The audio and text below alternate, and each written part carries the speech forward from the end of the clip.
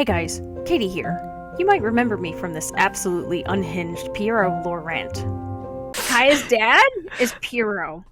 Pierro's dad is the king of Khaenri'ah, who is also the person featured in the Dark Statuette. But I just finished the last day of the Hidden Strife event, and oh boy, I'm not okay. So, at the end of the event, you somehow find this box hidden behind a brick on the roof of the Knights of Favonius HQ, and there's a burnt piece of paper inside, with writing done by a child and an adult. The writings are as follows. Remember, always, that it was the Alberich clan, who did not have royal blood, who stepped in as regents when the strength of the one-eyed king Irmin failed.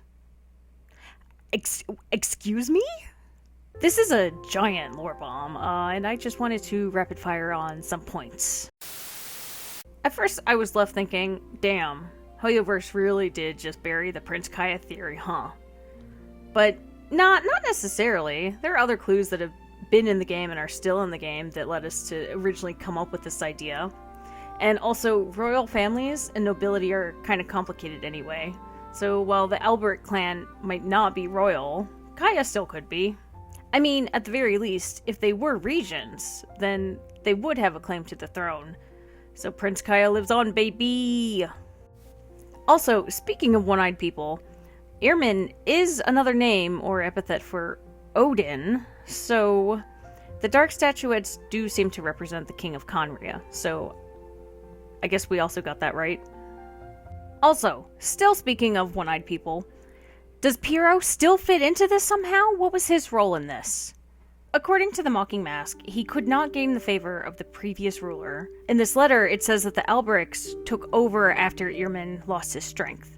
So in this context, it sounds like the previous ruler referred to by Pierro is Irmin. At this point, it is really difficult to say, but I would venture a guess and say that it is entirely possible that Pierro is a part of the Alberich clan.